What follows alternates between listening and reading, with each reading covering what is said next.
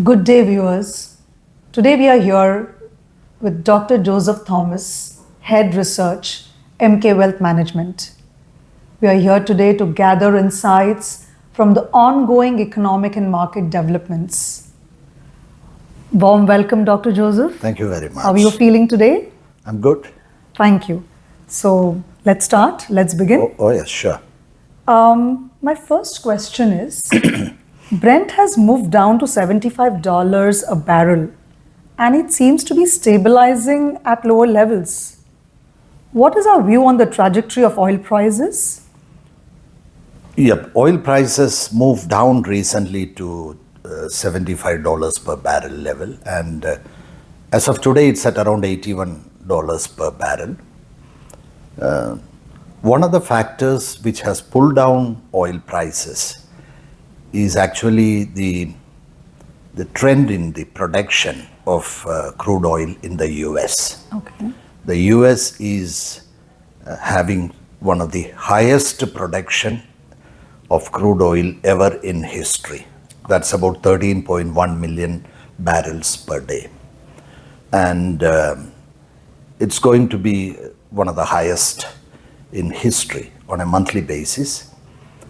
And why production has gone up in the US is because the number of rigs, what is called rig count, because production depends upon the number of rigs that you have. The rig count has almost tripled in the last 3 years. That's post-COVID, it has gone up. It has tripled. So that has helped production of more crude oil. The second factor is that we should appreciate is that this is despite the fact that there has been a green energy movement in the US and also negative carbon footprint for the oil industry. Despite that, the production has gone up. At the same time, the consumption of oil and gas in the last holiday season was one of the lowest in the last couple of years. So that's one of the reasons which points towards a lower price in oil. A second factor that we should be looking at, which we had actually expounded in our Navigator publication in the month of October, we had clearly delineated that into three. The first is that the very short-term response of prices would be to the geopolitical developments and the situations in the Middle East. That will determine the immediate term movement in the oil prices. If there is any disturbance in Hormuz Straits because of Iran or because of any other countries, it could push up oil prices. That's the immediate term. In the short term, one of the factors that weighs the price down is that there is a kind of demand destruction that's happening in the global economy. Demand destruction in oil is mainly because of high oil prices and high fuel prices. Because high prices is its own cure. That's what the saying is. So the high prices have pulled down the demand for fuel. As you know from the last holiday season, demand in the US, which was at one of the lowest levels in the last few years. So demand destruction because of the slowdown in the economies and because of very high inflation and fuel prices is the factor that will influence oil prices in the medium term. In the long term, it's projected that the demand from China, demand from India, these are going to go up, and that will help push up the oil prices. That's in the long term. Could be a time frame of maybe 3 to 5 years or even up to 10 years. So that is majorly the developments with respect to oil prices. Now that they are at around $75 to $80 per barrel level, the prices could even move up to around $85 per barrel level. But the immediate term push could come from geopolitical developments. Short term, it will depend upon the factor which is called demand destruction on account of inflation and slower economic growth. And long term, it will be mostly demand that could come from India and China. Thank you. Does gold figure in our priority investments for the portfolio? Fundamentally and technically, where is gold expected to navigate to, Doctor? Yeah, gold is currently at around $1985, $1,985. Gold has very good support at around 1930 level and then at 1860 levels technically. But one of the fundamental factors which usually gives lot of life and buoyancy to gold prices is the trajectory of US interest rates and the movements in the US dollar. Since US interest rates have been rising, gold has not been able to perform well despite high inflation. But gold usually performs well when US dollar starts depreciating. But for US dollar to start declining or depreciating gradually, we need to see the US interest rates hikes coming to a complete halt.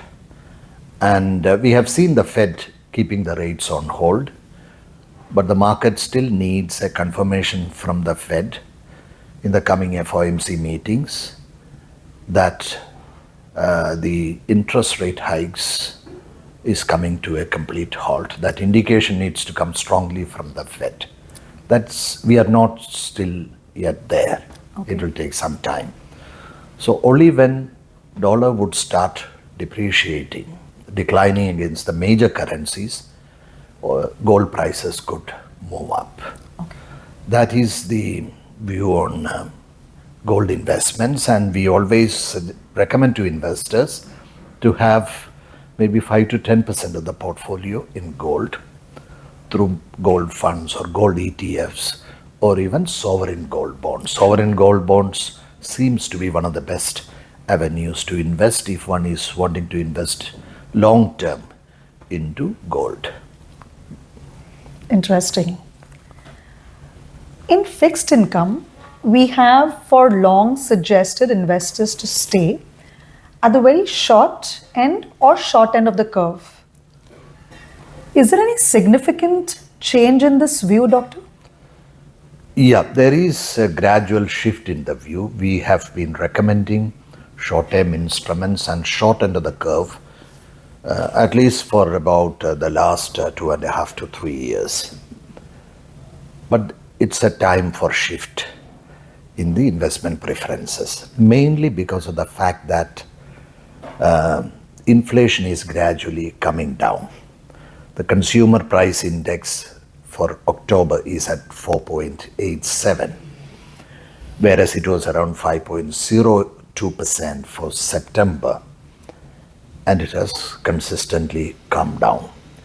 If we look at the core inflation, the last core inflation number is 4.23, and it has actually come down from 4.52%. Okay. So from 4.52 to 4.23, the core inflation has come down, and it's a very positive indication that it's well within RBI's 6% band for inflation management. Inflation could be very much dependent on the prices of fruits and vegetables. We have seen onion prices moving up, and it pushed up the inflation level to 7%. Now we are seeing probably the onion prices moving up a little bit. These challenges or risks to inflation will continue to be there. But overall, the central bank, the Reserve Bank of India, has been able to control inflation and contain it to a large extent. It's a positive development, and it will help interest rates to now move down.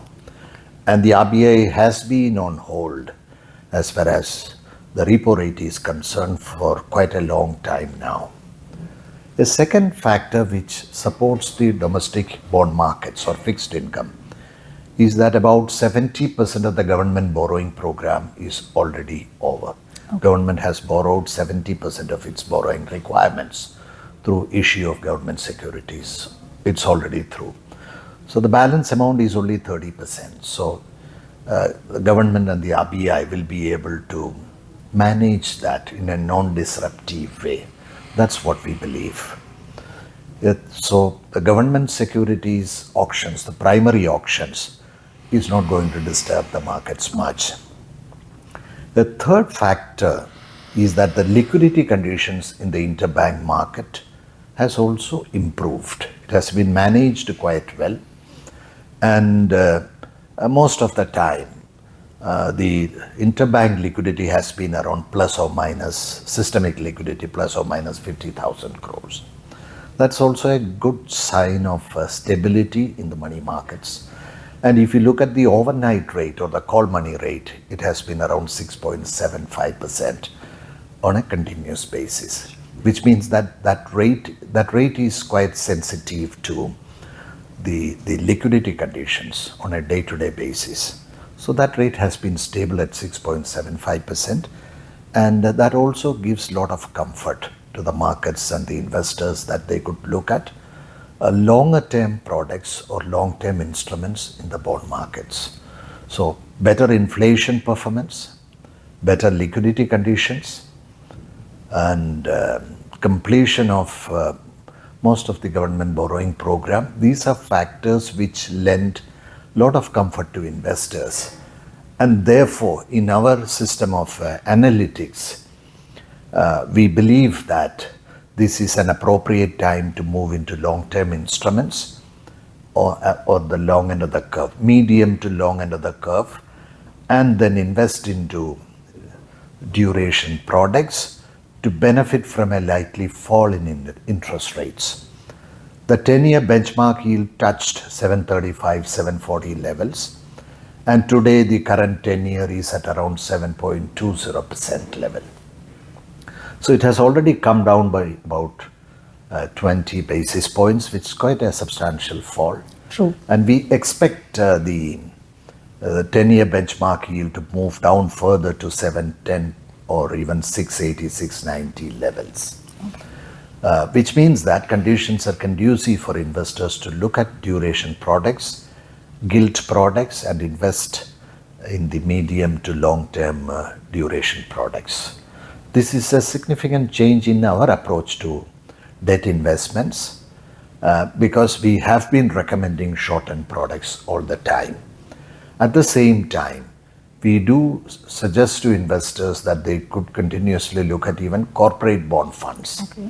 Because corporate bond fund portfolios, they carry a yield of about upwards of 7.5%, about 780, 790% levels. These are attractive yields for investors to move into corporate bond funds and stay invested for the next 1 year, 1.5 or 2 years. That's the shift actually in our analysis of the performance of the long end of the curve and interest rates. We expect rates to now start coming down gradually. Lots of positives there, Doctor. Yeah.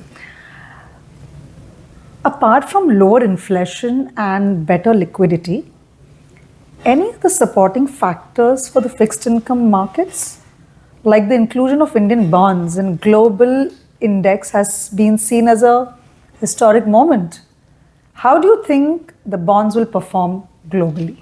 There are supportive factors other than liquidity, inflation, government borrowing program. Those supporting factors are also very critical for interest rates to come down. The first and the more important factor is that the government tax collections have been quite buoyant. The GST collections have moved up to around 1.72 lakh crores from an average of around 1.4 lakh crores. So there also we see a lot of buoyancy in government tax collections that will help government to set its finances better Also, the government received a larger amount by way of dividend from the RBI. And as you have just mentioned, inclusion of gilts, government securities in global bond indexes is also supporting interest rates to move down and also create demand for local bonds, mainly gilts. We have already received about $5 billion worth of investments in the recent past into the local government bond market, which is quite a substantial amount, which we had not seen earlier much. So inclusion in global bond funds will definitely bring in more funds into the domestic markets. Generally, overseas investors look at the performance of the markets and the general economic and political conditions, and also the stability of the currency while making investments into other bond markets. So India qualifies well in terms of all these factors for overseas investors to make investments into the local bond market. Therefore, we expect more bond indexes apart from the JP Morgan index. There will be other bond indexes also, which would start tracking India's domestic debt market and gilts and corporate bonds. So when they start, all those funds and indexes track local bond markets, there will be proportionate fund flows into the local bond markets, and that will make the market more liquid, and that will also help price discovery in a better way. Now, since we're on the fixed income markets, what are the product preferences in fixed income, Dr. Joseph? Yeah, as far as the product preferences go, I had mentioned earlier that one could start looking at gilt funds and other long-term products for the portfolio to gain from the fall in yields or money market rates. Apart from that, I mentioned again corporate bond funds, which could be looked at. It is also possible to buy even short-dated bonds, direct bonds from the market at good yields, around 8.5%, which are of maybe medium-term duration, to be made a part of the portfolio. On the fixed income side, these would be the major product preferences at this point of time. Interesting. Dr. Joseph, Government of India recently issued a 50-year bond at the auction. Is this a good move? How do we benefit from this? It's a good move because when you issue bonds of longer maturities, of multiple maturities, it helps price discovery and also creation of the yield curve. Second thing is that those companies, especially insurance companies, which have long-term products, require instruments to invest into. And they have not been having such long-term instruments as yet. Provident funds, then life insurance companies, they have very long-term portfolios spanning over 50 years, 60 years, or maybe 70 or 100 years. So since the government has introduced a 50-year bond, it becomes an appropriate instrument for such long-term portfolios to buy and hold. And the 50-year was issued at the auction, I think, at a rate of around 7.46% yield. So it opens up an avenue for long-term funds to invest into long-term instruments, and therefore it provides some liquidity at the very long end of the curve as well. That's the primary advantage of that issue.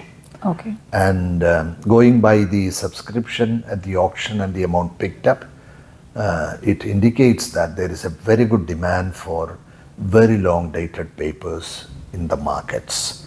And if RBI issues such long-term instruments on behalf of the government, that will create better liquidity in the markets at the long end of the curve. These are the main advantages. In your August interview to Economic Times, you stated that India is an attractive destination for FIIs. So, have the inflows been in line with the expectations? Do you still think the flows will continue even as the election time nears, Dr. Joseph? Yeah. Now, that Economic Times Yes. interview was in which month? August. August. So we have seen outflows since August, and the outflows still continue to be there. We have seen quite a bit of outflows from equity markets by FIIs even in the month of November up till today. Now, for FIIs to come into the markets, there are 2 or 3 conditions that need to be met, which I had indicated in my earlier interviews also. One of the things that needs to be seen is that the trajectory of US interest rate movements, what is it that it's indicating? Is the rate hikes going to come to an end? Only once we have confirmation on the event that US rates may not now go up much, or that we are coming to the end of the rate hike cycle, that is a precondition for FIIs to move into the Indian markets. In the sense that when the US interest rates rise, the currency yield on the US dollar goes up. And when the currency yield on account of rise in interest rates and that official interest rates goes up, it's less likely that overseas investors would commit, even dollar-based investors would commit their monies into the rupee market. So that's one factor. We need to see that the rate hikes have come to a complete halt and Fed may not go in for further hikes. The market is, even as of today, looking for that confirmation from the Fed. The second factor is that we need to see the local interest rate policy also coming to a condition where investors need not have to worry too much about further interest rate hikes. But as far as local markets is concerned and local monetary policy is concerned, we can more or less conclude that the peak interest rates and interest rate hikes is probably behind us. We may not see any hikes in India further because of the inflation performance and other related factors which we mentioned earlier. So there is certainty about domestic monetary policy. We need to get further confirmation on the US monetary policy and its trajectory, which probably we will get in the next 3-4 weeks' time. A third factor, which usually the FIIs look at, is the currency movements. Rupee has been quite stable, mainly because RBI has been expending some dollars from the foreign exchange reserves to stabilize the dollar-rupee exchange rate. But we need to see it stabilizing maybe around 83.25 or 83.50, wherever it is. We might see some amount of volatility there because stability is now provided by some amount of dollar selling that the RBI does from time to time. But we need to see some stability in the dollar-rupee exchange rate over the next 2 to 3 months before the foreign institutional investors would like to come in. Because otherwise, as far as the fundamentals are concerned, the Indian economy is quite robust and there's no reason why overseas investors may not get differential returns, which is much higher than what they can get from some other markets or related markets. What are the benefits where the wealth portfolio should be positioned for at this juncture? Yeah. If you can mention 2 or 3 positional benefits which investors should target now. Yeah, as far as wealth portfolios go, they should definitely have a significant allocation to equities, because equities would give the investors and the portfolios returns which are in line with the robust economic growth, GDP growth. And India is expected to grow and at a 6.5 to 7%. It's a very good rate of economic growth, and naturally the earnings would also be in line with the rate of economic growth, because there is a very strong positive correlation between earnings growth and the GDP growth and earnings growth and the performance of the markets. So the last earnings season has been quite good. At least it gives a positive undertone, and we have seen if you look at the earnings more closely, if you look at the BSE 500 PAT excluding energy, the non-financials delivered a growth of 58% year on year, and the financials delivered a PAT growth of about 21%, which means that fundamentally our market is good, fundamentals of the economy is good. Therefore, for growth and much higher returns, it is important to look at very good equity products from the managed space. So one should look at managed products like mutual funds, portfolio management schemes, and also PMS schemes, and also alternate investment funds, which have a very good track record of delivering fairly good returns. One should focus on that, and this is a time to position the portfolio, because we are coming out of a very high inflation. Because when there is very high inflation, it is very difficult for market capitalization to expand, because the cost of money goes up, cost of funds goes up. Therefore, at high inflation levels, it is difficult to get expansion in market capitalization. So as inflation comes down and as interest rates start coming down, markets would also do much better. And with the robust rate of economic growth, equities will do extremely well, and this is the right time to position the portfolios into equities in a major way. The second aspect of positioning the portfolio, as we mentioned earlier, is to look at fixed income products and putting into the portfolio some amount of medium to long-term duration funds or products or instruments to benefit from the likely decline in interest rates as we progress further during the course of this year and the next year. These are two fundamental product preferences that we would have, and which investors should look at more closely for better long-term portfolio performance. Well, thank you for your time, and thank you, viewers. Have a good day. Thank you very much.